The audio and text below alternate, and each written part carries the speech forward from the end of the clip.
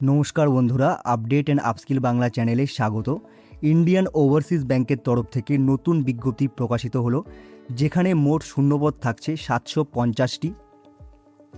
বয়সসীমা থাকছে 20 থেকে 28 বছরের মধ্যে।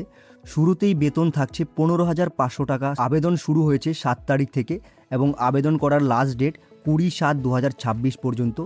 অল ইন্ডিয়া ফ্রেশার্স ক্যান্ডিডেট তোমরা প্রত্যেকেই এখানে আবেদন করার যোগ্য। আজকের এই ভিডিওতে আমি প্রত্যেকটি গুরুত্বপূর্ণ তথ্য তোমাদের সামনে তুলে ধরবো। তাহলে চলো শুরু করা যাক। দেখো, এখানে প্রথমেই থাকছে নিয়োগকারী সংস্থা, অর্থাৎ যে সংস্থার তরফ থেকে এই নিয়োগটি প্রকাশিত হয়েছে। ইন্ডিয়ান ওভারসিজ ব্যাংকের তরফ থেকে এই নিয়োগটি তোমাদের জন্য প্রকাশিত হয়েছে। এরপর থাকছে তোমার অ্যাডভার্টাইজমেন্ট নম্বর, এই নম্বরটা তোমরা একবার দেখে নাও। এরপর থাকছে তোমার অ্যাডভার্টাইজমেন্ট ডেট, অর্থাৎ যে ডেটে এই নোটিফিকেশনটি জারি হয়েছে, 6/7/2026। এরপর থাকছে তোমার পদের নাম, অর্থাৎ তুমি কোন পদের জন্য এখানে আবেদন করছো। তোমরা এখানে অ্যাপ্রেন্টিস পদের জন্য আবেদন করছো। তোমাদের এখানে ট্রেনিংয়ের মেয়াদ থাকবে 1 বছর। আবেদন পদ্ধতি সম্পূর্ণভাবে অনলাইন থাকবে, কোনো রকম কোনো অফলাইন ফর্ম কিন্তু এখানে জমা নেওয়া হবে না। অফিসিয়াল ওয়েবসাইটটি রয়েছে এই যে www.iob.in, এটা হলো তোমাদের অফিসিয়াল ওয়েবসাইট। আর আবেদন করার জন্য যে ওয়েবসাইটটি রয়েছে সেটা হলো এটা bwp.bfsisc.com। এই ওয়েবসাইটে গিয়ে কিন্তু তোমাদের আবেদন করতে হবে। এখানে বলা রয়েছে তোমাদের কিন্তু কোনো রকম কোনো অফলাইন ফর্ম কিন্তু এখানে জমা নেওয়া হবে না, ঠিক আছে। এরপর দেখে নাও তোমাদের শূন্যপদ ও ক্যাটাগরি অনুযায়ী ভ্যাকেন্সি।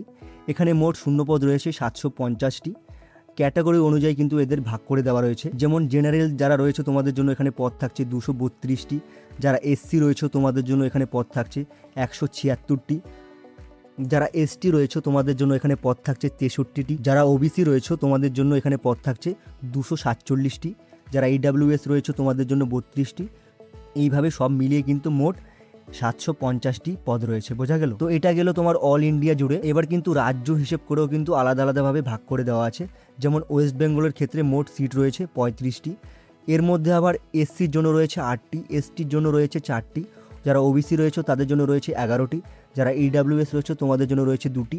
এবং যারা জেনারেল রয়েছে তোমাদের জন্য থাকছে 10টি পদ, বোঝা গেল। এবার দেখে নাও তোমাদের যোগ্যতা। তোমাকে অবশ্যই ভারতীয় নাগরিক হতে হবে। যারা তোমরা ভারতীয় নাগরিক বা ইন্ডিয়ান সিটিজেন রয়েছে তারাই কিন্তু এই জবের জন্য আবেদন করতে পারো। এরপর থাকছে তোমার বয়স সীমা। যারা তোমরা জেনারেল এবং ইডাব্লিউএস রয়েছে তোমাদের জন্য ন্যূনতম বয়স থাকছে 20 বছর এবং সর্বোচ্চ বয়স থাকছে 28 বছর। তোমাদের জন্ম তারিখ কিন্তু 1/7/1998 থেকে 1/7/2006 পর্যন্ত, এর ভেতরে কিন্তু তোমাদের জন্ম তারিখ হতে হবে, বোঝা গেল। এরপর তোমরা যারা এসটি এবং এসসি রয়েছো তোমরা কিন্তু এখানে 5 বছরের ছাড় পাচ্ছ। যারা ওবিসি রয়েছো তোমরা 3 বছরের ছাড় পাচ্ছ। যারা পিডাব্লিউডিবি রয়েছো তারা কিন্তু 10 বছরের ছাড় পাচ্ছ, ওকে। আর যারা তোমরা এনএপিএস রেজিস্টার্ড প্রার্থী রয়েছো তোমাদের কিন্তু 1/7/2026 অনুযায়ী বয়স কিন্তু 34 বছরের কম হতে হবে, বোঝা গেল। এরপর চলে আসছি তোমার শিক্ষাগত যোগ্যতা বা এডুকেশনাল কোয়ালিফিকেশন নিয়ে। তোমাকে যে কোনো বিষয়ে গ্র্যাজুয়েশন অর্থাৎ স্নাতকতা তোমার সম্পূর্ণ থাকতে হবে যে কোনো বিষয়ে। আর তোমার গ্র্যাজুয়েশনের সার্টিফিকেট অবশ্যই 31/7/2026 আগের থাকতে হবে। আর যারা এনএটিএস প্রার্থী রয়েছে তোমাদের কিন্তু গ্র্যাজুয়েশনের রেজাল্ট 1/3/2022 থেকে 31/7/2026 মধ্যে ঘোষণা থাকতে হবে, তবেই কিন্তু তোমরা এখানে আবেদন করতে পারো। এটা শুধুমাত্র এনএটিএস রেজিস্টার্ড প্রার্থীর জন্য কিন্তু। আর এবার দেখো তোমরা কারা এখানে আবেদন করতে পারবে না। আর যারা তোমরা গ্র্যাজুয়েশনের পর 1 বছর বা তার বেশি কোনো জব বা চাকরি কিছু করেছো তোমরা কিন্তু এখানে আবেদন করতে পারবে না। আর তুমি যদি ইন্ডিয়ান ওভারসিজ ব্যাংক বা অন্য যে কোনো সংস্থায় এর আগে অ্যাপ্রেন্টিসে আবেদন করে থাকো তাহলে কিন্তু তুমি এখানে আবেদনের যোগ্য নয়, বোঝা গেল। বর্তমানে তোমার যদি কোনো অ্যাপ্রেন্টিস প্রোগ্রাম চলছে তাহলেও কিন্তু তুমি আবেদন করতে পারবে না। যারা এক্স সার্ভিসম্যান এবং ডিসেবলড এক্স সার্ভিসম্যান রয়েছে তারাও কিন্তু এখানে আবেদন করার যোগ্য নয়, বোঝা গেল। এরপর চলে আসছি তোমার মান্থলি স্টাইপেন্ড নিয়ে। এখানে ট্রেনিং চলাকালীন কিন্তু তোমার মান্থলি তোমাকে স্টাইপেন্ড দেওয়া হবে পোস্টিং ব্রাঞ্চ ক্যাটাগরি অনুযায়ী।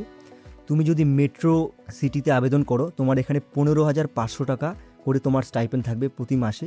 আর তুমি যদি আরবান সিটিতে আবেদন করো তোমার 14,500 টাকা প্রতি মাসে কিন্তু তোমার স্টাইপেন্ড থাকছে। আর তুমি যদি সেমি আরবান বা রুরাল এরিয়াতে আবেদন করো তোমার কিন্তু প্রত্যেক মাসে 14,000 টাকা করে স্টাইপেন্ড থাকবে, ওকে। এবার তোমরা যারা এনএটিএস প্রার্থী রয়েছো তোমাদের জন্য কিন্তু বেতন লেভেলটা একটু আলাদাভাবে রয়েছে। এখানে তোমাদের গভর্নমেন্ট প্রোভাইড করবে 6,150 টাকা সরাসরি ডিবিটির মাধ্যমে, আর বাকি টাকা তোমাদের ব্যাংক প্রোভাইড করবে, বোঝা গেল। তো যারা মেট্রো সিটিতে আবেদন করছো তোমাদের কিন্তু 9,350 টাকা এখানে ব্যাংক প্রোভাইড করবে, আর বাকি 6,150 টাকা তোমাদের এখানে গভর্নমেন্ট সরাসরি তোমাদের ডিবিটির মাধ্যমে প্রোভাইড করবে, বোঝা গেল।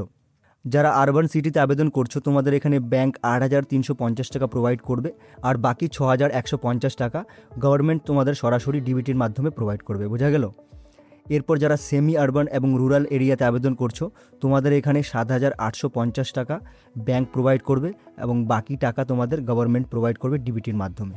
ওকে, এছাড়া তোমরা এখানে অন্যান্য ভাতা বা বেনিফিটস তোমরা কিন্তু এখানে এটা শুধুমাত্র যারা এনএটিএস প্রার্থী রয়েছে তাদের জন্য। এরপর চলে আসছি তোমার নির্বাচন প্রক্রিয়া বা সিলেকশন প্রসেস নিয়ে। এখানে কিন্তু তোমার অনলাইনে লিখিত পরীক্ষা হবে, অবজেক্টিভ বা এমসিকিউ টাইপের। মোট প্রশ্ন থাকবে 100টি, মোট নম্বর থাকবে তোমার 100 নম্বর, আর সময় থাকবে 90 মিনিট। ঠিক আছে, পরীক্ষার সিলেবাসগুলো একটু দেখে নাও। তোমার জেনারেল বা ফিনান্সিয়াল অ্যাওয়ারনেস থাকবে 25 নম্বরের, 25টি প্রশ্ন থাকবে। আর জেনারেল ইংলিশ থাকছে 25টি প্রশ্ন থাকবে 25 নম্বরের করে। এরপর থাকবে তোমার কোয়ান্টিটেটিভ বা রিজনিং অ্যাপটিটিউড থাকবে 25 নম্বরের 25টি প্রশ্ন থাকবে। কম্পিউটার বা সাবজেক্ট নলেজ থাকবে 25 নম্বরের 25টি প্রশ্ন। এরকম করে মোট মিলিয়ে 100টি প্রশ্ন থাকবে 100 নম্বরের। এরপর দেখে নাও তোমার পরীক্ষা দেওয়ার নিয়মগুলো। ফি জমা দেওয়ার পর প্রার্থীকে বিএফএসআই এসএসসি থেকে পরীক্ষার সময় ও তারিখ জানিয়ে দেওয়া হবে। তোমার নিজের ফ্রন্ট ক্যামেরা এনেবল করে ডেস্কটপ, ল্যাপটপ, ট্যাবলেট বা স্মার্টফোন দিয়ে কিন্তু অনলাইনে পরীক্ষা দিতে হবে। আবেদন করার সময় অ্যাপ্রেন্টিস পোর্টালে তুমি যে আইডি আপলোড করেছিলে সেটা দিয়েই কিন্তু তোমাকে এখানে ইমেজ ক্যাপচারের প্রুফ দেখাতে হবে। বোঝা গেল?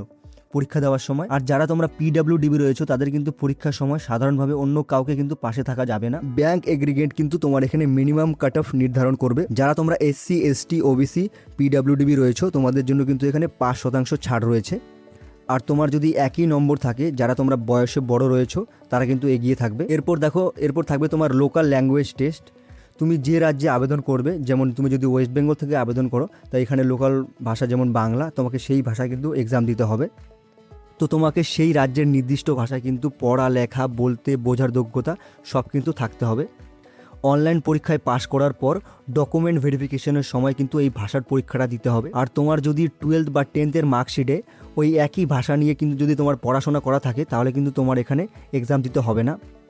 অর্থাৎ মনে করো যারা ওয়েস্ট বেঙ্গল থেকে আবেদন করছো তোমাদের যদি অলরেডি বাংলা ভাষায় যদি মার্কশিটে উল্লেখ করা থাকে তাহলে কিন্তু তোমাদের এখানে এই যে ল্যাঙ্গুয়েজ টেস্টটা রয়েছে এটা কিন্তু তোমাদের দিতে হবে না, তোমাদের কিন্তু এটা স্কিপ হয়ে যাবে। বোঝা গেল? এবার থাকছে তোমার ডকুমেন্ট ভেরিফিকেশন বা মেডিকেল বা ক্যারেক্টার যাচাই। তো নির্বাচিত হওয়ার পর মেডিকেল ফিটনেস, ডকুমেন্ট ভেরিফিকেশন এবং ক্যারেক্টার সার্টিফিকেট এইসব কিন্তু তোমার যাচাই করা হবে। এরপর থাকছে তোমার আবেদন করার পদ্ধতি। তোমরা দেখে নাও কী করে তোমরা এখানে আবেদন করবে।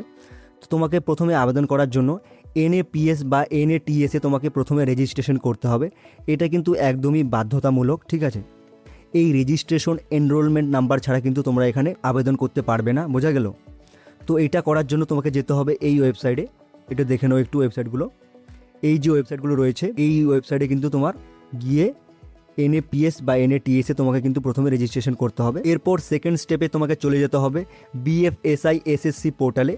এখানে গিয়ে তোমাকে ক্যারিয়ার অপশানে গিয়ে তোমাকে আইওবি অ্যাপ্রেন্টিস প্রোগ্রাম এই অপশনটা খুঁজে বের করতে হবে। আর ফর্মে কিন্তু তোমাকে এনএপিএস বা এনএটিএস এনরোলমেন্ট নাম্বার কিন্তু তোমাকে অবশ্যই করে দিতে হবে। এই সব কিছু হয়ে যাওয়ার পর থার্ড স্টেপে তোমাকে কিন্তু অনলাইনে ফি সাবমিট করে তারপর কিন্তু তোমাকে অ্যাপ্লিকেশনটি সাবমিট করতে হবে। আর তুমি যদি একবার ফি জমা দিয়ে দাও সেটা কিন্তু তুমি আর ফেরত পাবে না। আর একবার কিন্তু আবেদন হয়ে গেলে সেটা কিন্তু উইথড্র করা যাবে না। আর একটি গুরুত্বপূর্ণ তথ্য, তুমি কিন্তু শুধু একটি মাত্র রাজ্য থেকেই আবেদন করতে পারবে, তুমি কিন্তু মাল্টিপল রাজ্যে আবেদন করতে পারবে না। বোঝা গেল?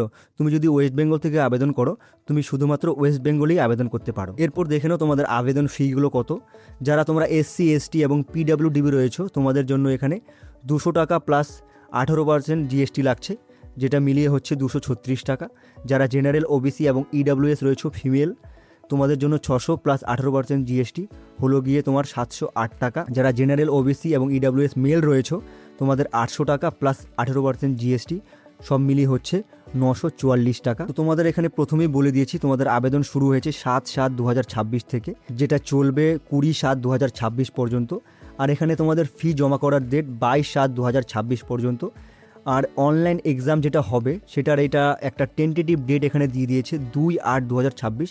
এটা কিন্তু টেন্টেটিভ ডেট, মানে সম্ভাব্য ডেট। এটা কিন্তু একদম অফিসিয়াল কোনো ডেট নয়। যদি অফিসিয়াল ডেট আসে আমি তোমাদের জানিয়ে দেবো। তো এটা একটা টেন্টেটিভ ডেট। বোঝা গেল? তো এবার দেখে নাও তোমাদের এখানে কী কী ডকুমেন্টসগুলো লাগতে পারে। প্রথমেই লাগছে তোমার পার্সোনাল ইন্টারঅ্যাকশন বা রিপোর্টিং এর কল বা কমিউনিকেশন প্রিন্ট লাগছে তোমার। এরপর তোমার বিএফএসআই এসএসসি ইমেলের প্রিন্ট লাগছে। এরপর তোমার ডেট অফ বার্থের প্রুফ লাগছে, যেটা তোমার 10th সার্টিফিকেট বা তোমার বার্থ সার্টিফিকেট দিলেও হবে। এরপর লাগছে তোমার প্রুফ অফ আইডি, তোমার আধার কার্ড, প্যান কার্ড, পাসপোর্ট বা ড্রাইভিং লাইসেন্স যে কোনো একটা দিলেই হবে। এরপর লাগবে তোমার গ্র্যাজুয়েশন মার্কশিট, প্রফেশনাল বা ডিগ্রি সার্টিফিকেট যে কোনো একটা হলেই হবে। তুমি যদি এসসি, এসটি, ওবিসি বা ইডাব্লিউএস হয়ে থাকো তাদের ক্ষেত্রে। আর যারা ওবিসি রয়েছে তোমাদের নন ক্রিমি লয়ার সার্টিফিকেট লাগবে। আর যারা পিডাব্লিউডি রয়েছে তোমাদের ডিসেবিলিটি সার্টিফিকেট লাগবে। তো এই সব ডকুমেন্টসগুলো তোমাদের কিন্তু লাগবে, বোঝা গেল। তোমরা যদি অফিসিয়াল নোটিফিকেশনটি দেখতে চাও, নিচে ডিসক্রিপশনে লিঙ্ক রয়েছে, সেখান থেকে গিয়ে তোমরা ক্লিক করে দেখতে পারো। তো এই ছিল আজকের বিজ্ঞপ্তি। আশা রাখছি সমস্ত রকম গুরুত্বপূর্ণ তথ্য তোমাদের কাছে পৌঁছে দিতে পেরেছি। যদি ভিডিওটি ভালো লাগে তাহলে অবশ্যই একটি লাইক করে দিও, আর চ্যানেলটিকে অবশ্যই সাবস্ক্রাইব করে বেল আইকনটিকে অল করে রেখো। তাহলে আবার দেখা হচ্ছে খুব তাড়াতাড়ি। ততক্ষণের জন্য বাই, টাটা।